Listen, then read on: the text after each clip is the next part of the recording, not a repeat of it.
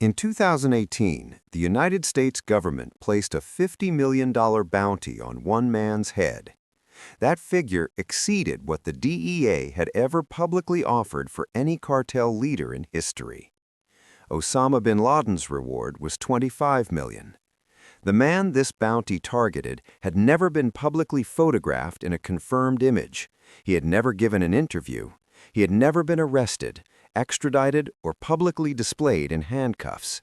And yet, the organization he commands has been described by the United States Drug Enforcement Administration as one of the most powerful and dangerous criminal organizations on the planet. It operates in more than 35 countries. It moves an estimated quantity of narcotics that contributes to tens of thousands of overdose deaths annually in the United States alone. This is not the story of a gangster. It is the story of a system, how it was built, how it survived, and what it reveals about the structural failures that allowed it to exist. Section 1. Origins: the infrastructure of poverty. Nemesio Oseguera Cervantes was born in 1966 in Ciudad Guzman, a mid-sized city in the state of Jalisco in western Mexico. Jalisco is not a marginalized state by Mexican standards. It is home to Guadalajara, Mexico's second-largest city. It has industry, universities, a tourism sector. But its mountainous rural zones, the same zones that would later become cartel strongholds, were in the 1980s marked by limited institutional presence, generational poverty, and proximity to existing drug trafficking corridors.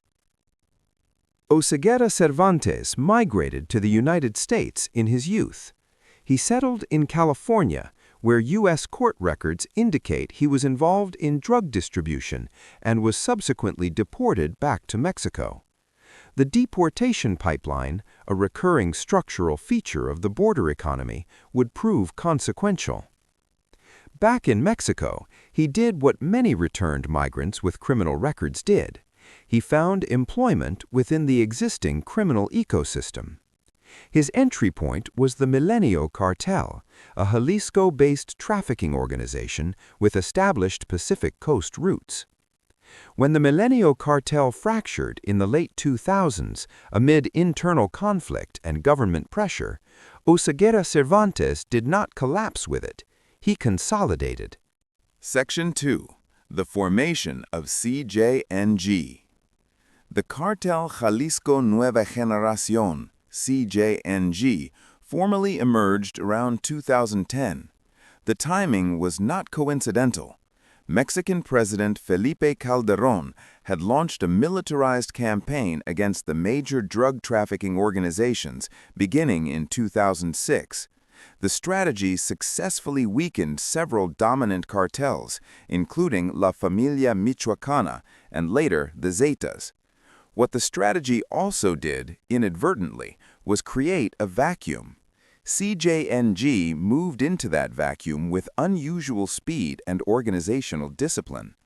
From the beginning, the group distinguished itself in two ways. First, extreme, targeted violence used not randomly but strategically to eliminate rivals, intimidate local authorities, and send calculated messages to federal law enforcement. In 2011, 35 bodies were found on a highway overpass in Veracruz with a narco message, a narcomantas, signed by CJNG, declaring war on rival Zeta operatives in the region. It was the group's public announcement of territorial ambition. Second, and less visible, a sophisticated approach to public relations. CJNG developed a media operation. Staged videos, uniforms, military-grade equipment displayed on camera. Analysts have noted this was partly functional. It served as a recruitment tool and a deterrence signal to rivals.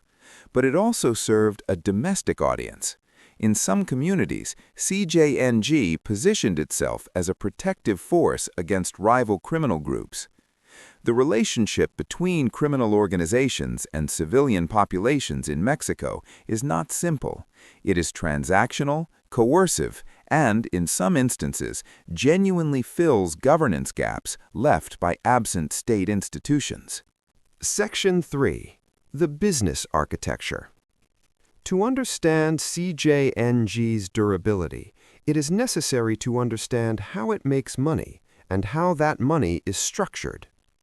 The primary revenue stream, and the one that drives U.S. enforcement attention, is fentanyl.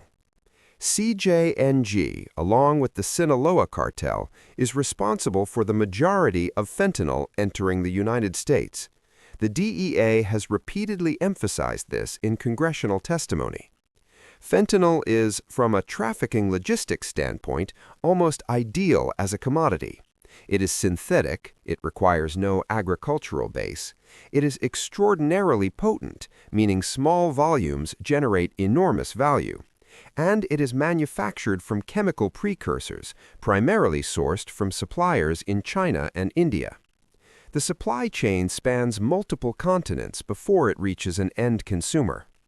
CJNG does not simply move product. It has demonstrated an ability to control segments of the supply chain, from precursor acquisition through to wholesale distribution in U.S. metropolitan markets. This vertical integration is what distinguishes modern cartel structures from earlier generations of trafficking organizations. The geographic footprint is another distinguishing feature. CJNG has documented operational presences in Europe, Southeast Asia, and Australia, primarily as wholesale narcotics distributors working with local criminal networks. This international expansion represents a structural shift in how Mexican trafficking organizations operate. They are no longer exclusively border economies, they are global supply chain managers. Money laundering is the third pillar. Most law enforcement agencies have documented CJNG's use of legitimate businesses, construction, agriculture, real estate, and import-export companies to integrate criminal proceeds into formal economic systems. This is not unique to CJNG. It is a standard feature of mature criminal organizations worldwide. But at the scale CJNG operates, the integration of illicit capital into formal economic sectors creates measurable distortions, inflating real estate markets, underpricing legitimate competitors, and corroding institutional trust. Section 4. The State Relationship. No criminal organization of this scale operates in a vacuum. The relationship between CJNG and Mexican state institutions has been documented in court records, journalistic investigations, and U.S. government indictments, and it is more complex than simple corruption. In April 2015, CJNG operatives attacked a Mexican federal police convoy in Jalisco, killing 15 officers and shooting down a military helicopter. It was an act that demonstrated not just firepower, but institutional confidence, a willingness to engage federal security forces in open combat. It was also a miscalculation. The attack triggered a significant federal response and drew international attention to the group's capabilities. The more consistent relationship with state institutions has not been confrontational, it has been infiltrative. Multiple municipal police forces in Jalisco and surrounding states have faced credible allegations of working under CJNG direction, according to Mexican federal investigators and independent journalists. Judges, prosecutors, and local officials have been subject to what is known in Mexico as plata o plomo, silver or lead, accept payment, or face violence. This is not a uniquely Mexican phenomenon.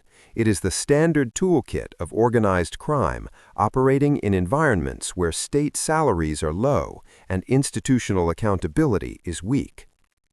Mexico has undertaken significant anti-corruption institutional reforms in recent years: the creation of the National Anti-Corruption System, the Independent Prosecution Service, judicial oversight mechanisms. Analysts differ on their effectiveness. What is measurable is that CJNG's operational capacity has not been substantially diminished despite these reforms. suggesting that institutional reform alone, without structural economic change in source communities, may be insufficient. Section 5. U.S. Dimensions and the Demand Question. The DEA's $50 million bounty on El Mencho reflects a U.S. enforcement posture that frames the fentanyl crisis primarily as a supply-side problem. This framing is contested. In 2022, more than 107,000 Americans died of drug overdoses, according to the Centers for Disease Control. The majority of those deaths involved synthetic opioids, primarily fentanyl. This is a public health catastrophe of significant scale. The debate among researchers and policy analysts is whether the primary lever is supply interdiction, disrupting trafficking organizations, or demand reduction through treatment, social support infrastructure, and economic investment in communities with high rates of substance use disorder. The data presents a challenge for purely supply-side arguments. Fentanyl seizures at the U.S. border have increased significantly year over year, and yet overdose deaths have continued to rise. This does not mean enforcement is without value. Disruption of trafficking networks creates friction, raises costs, and can prevent organizational consolidation. But it does suggest that enforcement alone, without equivalent investment in public health infrastructure, is unlikely to resolve the underlying crisis.